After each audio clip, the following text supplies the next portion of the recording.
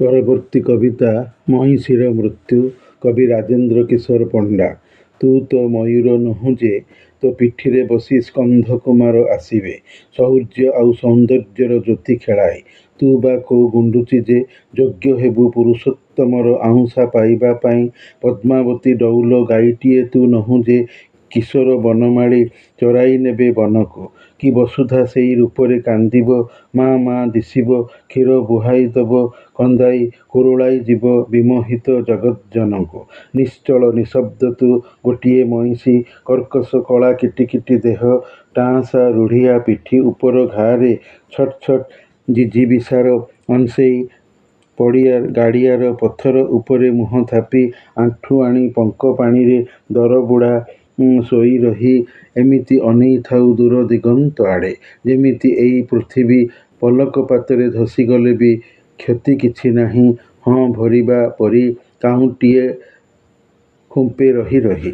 ମନ୍ଦାରମାଳା ପିନ୍ଧେଇ କନ୍ଦର୍ପକୁ ବି ବସାଇ ଦେଲେ ତୋର ପିଠିରେ ଯମ ଭଳି ଭୟାନକ ଦିଶିବ ହିଁ ଦିଶିବ। ତୋ ଭଳି ଜନ୍ତୁଟିଏ ଆଖିରେ ପଡ଼ିଗଲେ କୋଉ ଅପ୍ସରୀ ଭଲା ନାଚି ରହିପାରେ ତାଥେଇ ତାଥେଇ ଥେଇ ଥେଇ ସୁଧର୍ମା ସଭାରେ। ମଉନ ଥାଇ ତୁ ପଚାରୁଛୁ ନା ଦୋଷ କ'ଣ ବୋଲି? ଦୋଷ ଆଉ କ'ଣ ଥାଇପାରେ ରେ ମଇଁଷି ହବାଠୁ ବଳି? ଥୁ କରିବା ପାଇଁ ପିକଦାନୀ, ମଇଳା ପାଇଁ ଖାତ, ଲୋଡ଼ା ଯେମିତି ତୁ ସେମିତି। ତୁ ଆଉ କ'ଣ କି ତପସ୍ୟାରତ ଋଷି? ପାଖକୁ ଆସି ଦେଖେ ତ କେତେବେଳୁ ମରିଯାଇ ତୁ ମଲା ଦିଶୁଚୁ ମଡ଼ାଠୁ ବଳି। କୁଆଡ଼େ କିଛି ବଦଳି ନାହିଁ। ସୁଲୁ ସୁଲୁ ଦକ୍ଷିଣା ଅଂଶେଇକୁ ଛୁଇଁଛି ଥରକୁ ଥର ପୂର୍ବ ଭଳି। ଯମଯୋଗ୍ୟ ଆଉ ଗୋଟିଏ ବାହନ ବାଛିବାରେ ବ୍ୟସ୍ତ ଅଛନ୍ତି ଦୟାମୟ ବିଶ୍ୱବିହାରୀ। ନିଜ ପାଇଁ ନାନାବାୟା କବିତା ସଂକଳନରେ କବିତାଟି ରହିଅଛି। ଲିଖିତ ଆଲୋଚନାର ଶୀର୍ଷକ ମହିଷୀର ମୃତ୍ୟୁର ସମୀକ୍ଷା। ଆଇ.ଏ.ଏସ୍. କବି ଓ ପଶ୍ଚିମ ଓଡ଼ିଶାର ଜନ୍ମିତ ସନ୍ତାନ ଶ୍ରୀଯୁକ୍ତ ରାଜେନ୍ଦ୍ର କିଶୋର ପଣ୍ଡାଙ୍କ ରଚିତ ମହିଷୀର ମୃତ୍ୟୁ କବିତାଟିକୁ ମୁଁ ଟିଟିଲାଗଡ଼ର ଡି.ଏ.ଭି. କଲେଜରେ ଓଡ଼ିଆ ଅଧ୍ୟାପକ ଚାକିରି କରୁଥିବା ବେଳେ 1994 ମସିହା ଓ 1995 ମସିହା ଯୁକ୍ତ 3 ପ୍ରଥମ ବର୍ଷ ବିଜ୍ଞାନ ଶ୍ରେଣୀ ପିଲାଙ୍କୁ 2 ବର୍ଷ ଧରି ତାଙ୍କର 50 ମାର୍କର ଓଡ଼ିଆ ବାଧ୍ୟତାମୂଳକ ପାଠ୍ୟକ୍ରମରେ ପଢ଼ାଇଥିଲି। ଏହି କବିତାଟି ବର୍ତ୍ତମାନ ପୁଣି M.A. ଓଡ଼ିଆ ଶ୍ରେଣୀର ପାଠ୍ୟକ୍ରମରେ ପ୍ରଚଳିତ ଅଛି। କବି ଖରାଦିନେ ଗ୍ରୀଷ୍ମ ଋତୁର ପ୍ରଚଣ୍ଡ ଦ୍ୱିପ୍ରହର ସମୟରେ ମହିଷୀଟିଏ ପୋଖରୀ ପାଣିର ପଙ୍କ ଭିତରେ ଥଣ୍ଡା ପାଇବା ପାଇଁ ଠିଆ ହୋଇଥିବା ଅବସ୍ଥାରେ ମରିଯାଇଛି। କବି ପାଖକୁ ଯାଇ ମହିଷୀଟି ମରିଯାଇଥିବା ଜାଣିଛନ୍ତି।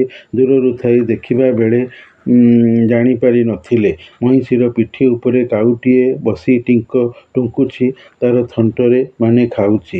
ଏହା ହେଉଛି କବିତା ରଚନାଟିର ଦୃଶ୍ୟସ୍ଥିତିଜନିତ ଅନୁଭୂତି। ଏହି ଅନୁଭୂତିକୁ ଭିତ୍ତି କରି କବିତାଟି ରଚିତ ହୋଇଛି। କବି ମଲା ମହିଷୀଟିକୁ ଦେଖିକି ତାକୁ ସମ୍ବୋଧନ କରିକି କହୁଛନ୍ତି ହେ ମହିଷୀ, ତୁ ଗୋଟିଏ ମୟୂର ନୁହୁଁ ଯେ ତୋ ପିଠି ଉପରେ ବସିକି କୁମାର କାର୍ତ୍ତିକେୟ ଦେବତା ରହିଥିବେ। କୁମାର କାର୍ତ୍ତିକ ଯୁବକୀୟ ଦେବତା, ଯିଏକି ସୌନ୍ଦର୍ଯ୍ୟ ଓ ବୀରତ୍ୱର ପ୍ରତୀକ। ପୁଣି ତୁ କୋଉ ଗୁଣ୍ଡୁଚି ହେବୁ ବା ଅଛୁ ଯେ ତୋ ପିଠି ଉପରେ ପୁରୁଷ ଶ୍ରେଷ୍ଠ ରାମଚନ୍ଦ୍ର ସ୍ନେହର ସ୍ପର୍ଶ ଦେଇ ଧଳା କଳା ମାଟିଆ ରଙ୍ଗର 3 ଗାର ଆଙ୍କିଦେବେ। କିମ୍ବା କୌତୁକିଆ ସୁନ୍ଦୁରିଆ ସୁଠାମ ଦିଶିବାର ଗାଈଟିଏ ହୋଇ ପାରିବୁ ନାହିଁ ଯେ ଯୁବକ ବନମାଳୀ କୃଷ୍ଣ ବଣକୁ ତୋତେ ଚରାଇ ବୁଲାଇ ନେବେ। କିମ୍ବା ତୁ ବଶିଷ୍ଠଙ୍କର ଇଚ୍ଛା ପୂରଣକାରୀ କାମଧେନୁ ନାମକ ଗାଈ ବି ହୋଇପାରିବୁ ନାହିଁ ଯେ କାମନାକାରୀର କାମନାକୁ ପୂରଣ କରିଦେବୁ। କ୍ଷୀର ବୁହାଇ ଦେବୁ ଜଗତ୍ ଜନ୍ମ ଦାତା ଶ୍ରୀକୃଷ୍ଣଙ୍କର ଅତି ଆଦରର ବଣଚରା ଗାଭୀ।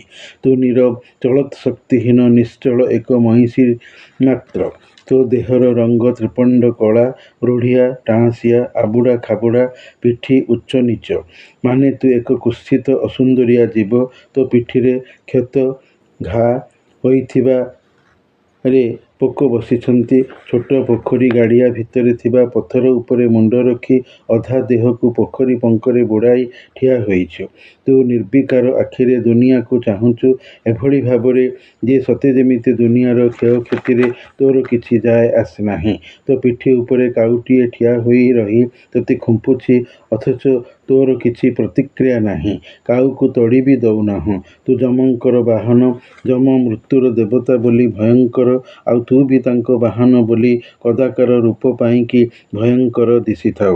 ମନ୍ଦାରମାଳା ପିନ୍ଧେଇକି ଯଦି ପ୍ରେମର ଦେବତା କନ୍ଦର୍ପ ବା କାମଦେବଙ୍କୁ ତୋ ପିଠିରେ ଯଦି ବସେଇ ଦିଆଯାଏ, ତେବେ ସେ ବି ଭୟଙ୍କର ଦିଶିବେ। ଅର୍ଥାତ୍ ତୁ ବହୁତ କୁତ୍ସିତ ଖରାପ ଦିଶୁଥିବା ଜୀବ। ତୋତେ ଭଲ ପାଇ ହୋଇ ନଥାଏ। ତୋତେ ଦେଖି ସୁନ୍ଦରୀଟିଏ ବି ଡରିଯିବ, ଭଲ ପାଇବ ନାହିଁ। ତୁ ସୁନ୍ଦରତା ମଧ୍ୟରେ ଏକ ଅସୁନ୍ଦର କୁତ୍ସିତ କଦାକାର ପ୍ରାଣୀ। ଜଗତରେ କେହି ବି ତୋତେ ଭଲ ପାଆନ୍ତି ନାହିଁ। ତୁ ନିଜେ ଅସୁନ୍ଦର ଜୀବ ବୋଲି ନିଜକୁ ଭାବୁଥିବାରୁ ଚୁପ୍ ଅଛୁ, ନୀରବ ଅଛୁ। ତୋର କୌଣସି ପ୍ରତିବାଦ ନାହିଁ। ମଇଁଷି ଜନ୍ମ ପାଇବା ଜୀବନର ତୋର ସବୁଠୁ ବଡ଼ ଅଭିଶାପ। ଯେହେତୁ ତୋର ରୂପ ପାଇଁ ଜଗତରେ ତୁ ନିନ୍ଦିତ, ଲାଞ୍ଛିତ, ଅପମାନିତ। ମଇଁଷି ଜନ୍ମ ହୀନ କାରଣ ସୁନ୍ଦରତା ନଥିବା କାରଣରୁ। ଛେପ ପକାଇବା ପାଇଁ ଯେମିତି ପିକଦାନୀ, ମଇଳା ପକାଇବା ପାଇଁ ଯେମିତି ଗାତ ଦରକାର, ତୁ ଠିକ୍ ସେମିତି ଏକ ଅଲୋଡ଼ା, ଅଖୋଜା, ଅବହେଳିତ ଜନ୍ତୁ। ତୁ ଜଣେ ଧ୍ୟାନରତ ଋଷି, ନୀରବ, ନିଶ୍ଚଳ, ବିଚଳିତ ହେଉ ନଥିବା ସତ୍ତାଧର ପ୍ରାଣୀ। କବି ଠିଆ ହୋଇଥିବା ମଇଁଷି ପାଖକୁ ଯାଇଛନ୍ତି, କାରଣ କବିଙ୍କର ମନେ ହୋଇଛି କେମିତିକା ଜୀବ, ନା ହଲୁଛି, ନା ଚାଲୁଛି, ନା ଏଣେ ତେଣେ ଦେହ ମୁଣ୍ଡ ଲାଞ୍ଜ ହଲାଉଅଛି। ଜାଣିଛନ୍ତି ଯେ ମଇଁଷିଟି ମରିଯାଇଛି, ମରିକି ବି ସେ ଆହୁରି ଅଧିକ ଅସୁନ୍ଦର ଦିଶୁଛି। ସଂସାରରେ ସବୁ କିଛି ଅପରିବର୍ତ୍ତିତ, ଅବଦଳା ଅଛି। ଯାହା କିଛି ବଦଳିଛି ତାହା କେବଳ ମଇଁଷିର ନିଜ ଜୀବନରେ, ଅର୍ଥାତ୍ ଜୀବନରୁ ମୃତ ହୋଇ ଯାଇଛି। ସୁଲୁସୁଲିଆ ଦକ୍ଷିଣା ପବନ ବହୁଛି ଥରକୁ ଥର, ବାରମ୍ବାର ପବନ ଅଂଶେଇକୁ ସ୍ପର୍ଶ କରୁଛି। ଗୋଟିଏ ମଇଁଷି ସିନା ମରିଗଲା, ଆଉ ମଇଁଷି ପୁଣି ବାହାରିଯିବେ। ଦୟାମୟ ବିଶ୍ୱବିହାରୀ ଭଗବାନ ସାରା ଜଗତକୁ ବୁଲି ଆସୁଥିବା ଈଶ୍ୱର ଯମଙ୍କର ବାହନ ପାଇଁ ମଇଁଷିଟିଏ ତିଆରି କରିଦେବେ। ମଇଁଷିର ମୃତ୍ୟୁଚିତ୍ର ମାଧ୍ୟମରେ କବି ଯିଏ ଯାହା ସିଏ ତାହା ମନୋଭାବକୁ ବ୍ୟକ୍ତ କରିଛନ୍ତି। କବି ସୂର୍ଯ୍ୟ ବଳଦେବ ରଥ ତାଙ୍କର ଜଗତ କେବଳ ପଦ୍ୟରେ କହିଛନ୍ତି, ଯାହାକୁ ଯାହା କରିଛି ଦଇବ, ତହୁଁନିକି ସେ ଅନ୍ୟଥା ହୋଇବ। ଏହି ଭାବ କବିତାରେ ଅଛି। ସୁନ୍ଦର କୁତ୍ସିତ ହୋଇ ବିଧାତାର ଦୁଇ ବିଧାନ, ଦୁଇ ସୃଷ୍ଟି। ମଇଁଷି ତନ୍ମଧ୍ୟରୁ ଅନ୍ୟତମ। ବିଧାତାଙ୍କର ବିଧାନକୁ ମଣିଷ କ'ଣ କେହି ବି ବଦଳାଇ ପାରିବେ ନାହିଁ। ତାହା ଅବଦଳା, ଅଲଙ୍ଘନୀୟ। ଥରେ ହୋଇଛି ମାନେ ସେହିଭଳି ସର୍ବଦା ରହିବ।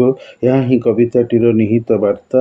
ସାମାନ୍ୟ ଦର୍ଶନରୁ ଚମତ୍କାର କବିତାର ସୃଜନ ପାଠକୀୟ ଚାହିଦା ବୃଦ୍ଧିର ସହାୟକ ହୋଇ ବାରମ୍ବାର କବିତାଟିକୁ ପାଠରେ ବଢ଼ାଇ ପାରିଛି।